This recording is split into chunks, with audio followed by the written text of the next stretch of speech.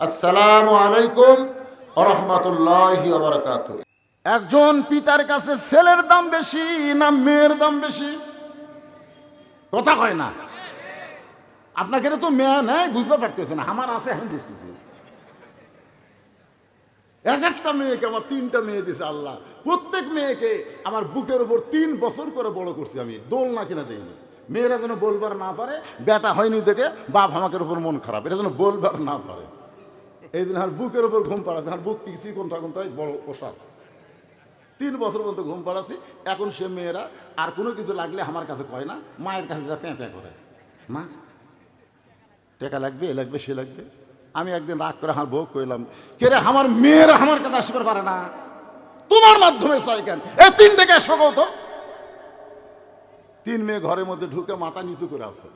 আমি বললাম, মা তোমাদের টাকা লাগবে, তোমরা আমার কোবা, আমি কি তোমাদের কোন দয়া করছি? তাই বলে 3 জন 300 টাকা দিলেন।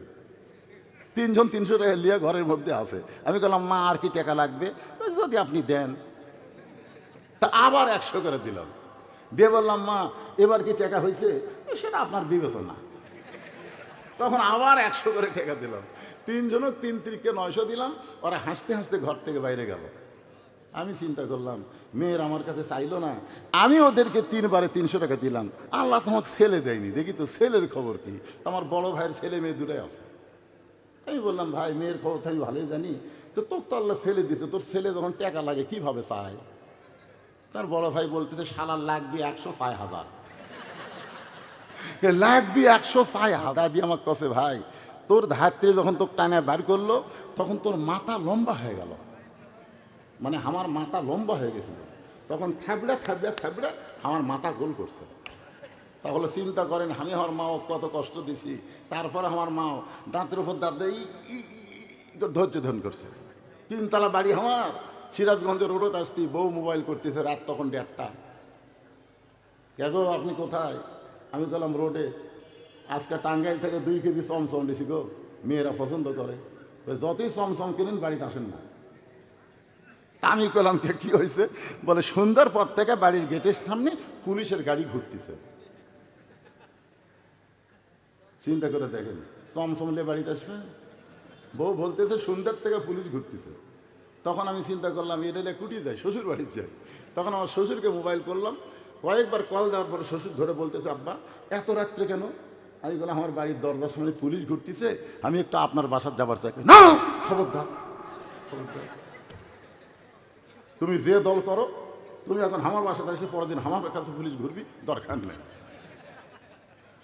2-4 জন বন্ধু বান্ধবকে খবর দিলাম, তারা বলতেছে, ভাই তোমার বাসার যখন পুলিশ ঘুরতেছে অবশ্যই বন্ধু বান্ধবের খোঁজ করবি, দরকার নেই। আমি তখন আমার ড্রাইভারকে বললাম, গাড়ি তো এক জায়গা আর আমাকে শোয়ার ব্যবস্থা করা আরেক জায়গা। বিশ্বাস করেন, আলুর বাগুড়ের মধ্যে কম্বল পেড়ে বালিশ ওপর মাথা দিয়ে 2 চোখ দিয়ে দর করে পানি ধারণ করে ছাড়ছি, আর ধৈর্য ধারণ করেছি। আল্লাহ এই সময় থাকবে না, এই দিন থাকবে না, একদিন পরিবর্তন হবে। জোরে কোন কথা ঠিক কিনা? বিশ্ব নবী বলতা না, আমার নানা হলো বিশ্ব নেতা। জোরে কোন কথা ঠিক কিনা? আমাদের নবী কি শুধু বিশ্ব নবী না বিশ্ব নেতা? তাহলে কবরে প্রশ্ন করা হবে, আমার নবীকা, তোমার নবীকে, খালি তোমার নবীকে না, তোমার নেতাকে। তুমি কোন নেতার পিছনে চামচাগিরি করছো? আর বিসমিল্লাহ আলা মিল্লাতে রাসূলুল্লাহ কইয়া তোমার কবরে ঢুকান হলো, আর কি মারতিছে? হুসাইন রাদিয়াল্লাহু বললেন, আমার বাবা শুধু বিশ্ব আলেম না, আমার বাবা হলো বিশ্ববীর। আজকে মামুনুল হক শুধু শাইখুল হাদিস না, একটা বীর, তার মধ্যে বীরত্ব আছে। আমির হামদা শুধু বক্তা না, তার মধ্যে বীরত্ব আছে। আল্লামা সাইদি হুজুর শুধু আলেম ছিল না, বাংলাদেশের মধ্যে শ্রেষ্ঠ বীর ছিল বলে অন্যায়ভাবে 13 বছর তাকে জেলখানায় বন্দি করে রাখছে। খালি আলেম হয়ে থাকলে খালি লিচু খাবি, কমলা খাবি, মালটা খাবি, আঙ্গুর খাবি, ও খাওয়ারে। হোসেন কি বলতেছে, আমার নানা শুধু বিশ্ব নবী না, আমার নানা হলো বিশ্ব নেতা। আমার বাবা শুধু বিশ্ব আলেম না, আমার বাবা হলো বিশ্ববীর। আমার মা শুধু খাতুনে জান্নাত নয়, আমার মা হলো ফাতেমাতুজ জোহরা। জোরে কেন সুবহানাল্লাহ। তোমরা খালি একটা বলো আর একটা বাদ দাও। তোমরা নবীর প্রতি দরুদ পড়ো, নবীরে সালাম করো মসজিদের ভিতর, কিন্তু নবীর সমাজ গড়ার কাজে তোমাদের দ্বন্দ্ব মনে বাজে। শুধু মক্কার ইসলামকে ধরলে হবে না, মদিনার সমাজ ব্যবস্থা আমাদের বাংলাদেশে চালু করতে হবে আল্লাহর কোরআনের মাধ্যমে। জোরে বলেন কথা ঠিক কিনা? কথা বলে।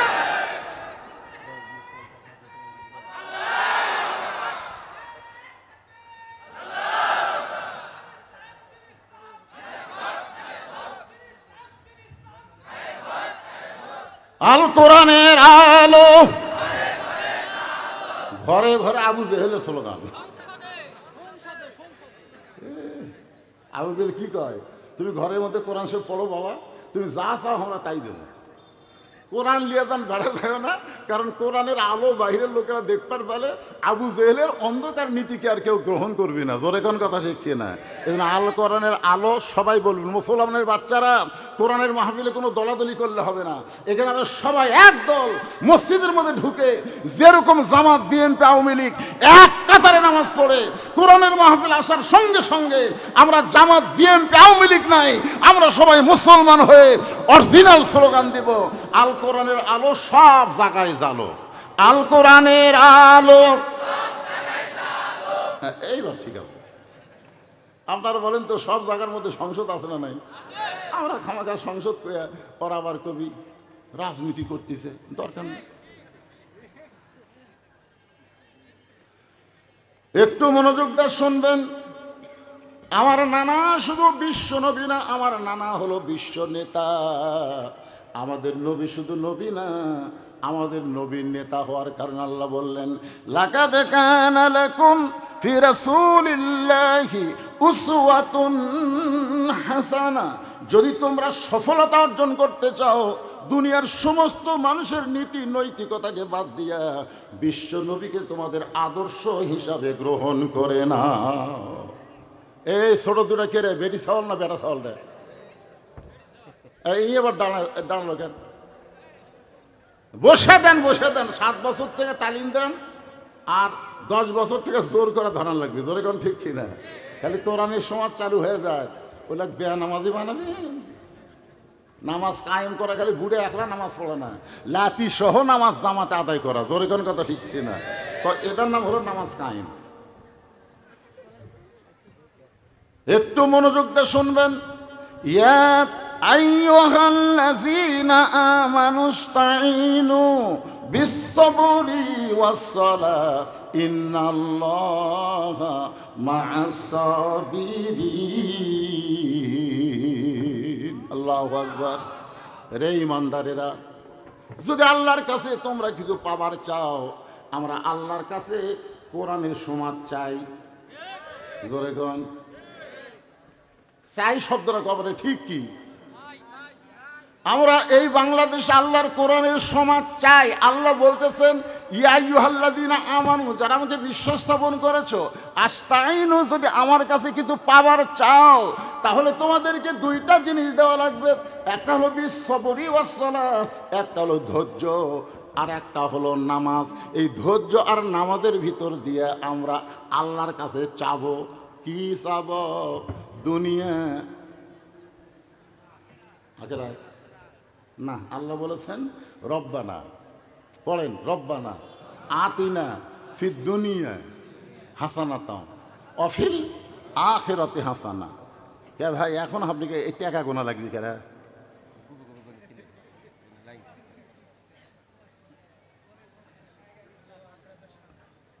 না না, আগে দুনিয়ার কথা বলেন। আল্লাহ, দুনিয়া যদি ভালো না হয়, বাংলাদেশ যদি ভালো না হয়, বাংলাদেশের একটা মানুষ মোরাও শান্তি পাবেন না। আল্লাহ কবি তুই কোন দেশ থেকে আসছো? তো বাংলাদেশের নিয়ম কি, আইন কি? ও যে দেখতেছেন না হুজুর, ও যে দেখতেছেন, এই জমি সব আমার হুজুর, ওই সাইডে সব আমার ভাইয়ের, আর ওই সাইডে সব আমার চাচার, আর এইদিকে যা দেখতেছেন এগুলোর মধ্যে পাওয়া দেওয়ার জায়গা কারো নাই। তো সবই যদি তোমাকে হয় আল্লাহর, তখন বলতেছে আল্লাহটা দেখবার গেলে 2 মিনিট হাঁটা লাগবে। কয় মিনিট? এখন 2 মিনিট হাঁটা মসজিদের সামনে যা বলতেছে, হুজুর এখানেও আল্লাহর কিছু ছিল না, আমার চাচা 10 শতক আল্লাহ দান করছে। আর আমরা টাকা পয়সা দিয়ে আল্লাহ ঘর বানা দিছি। তখন ফেরেশতা বলতেছে, আল্লাহ এই দেশের নাম কি যে দেশে তোমার কিছুই নাই? এর চাষা দান করলে তোমার জায়গা হয়, আর এরা টাকাতে ঘর বানা দেয়, ওই দেশের নাম কি? আমরা সেই দেশ থেকে মরতেছি। জোরে কোন কথা ঠিক কি না? বাংলাদেশের নিয়ম কি, আইন কি?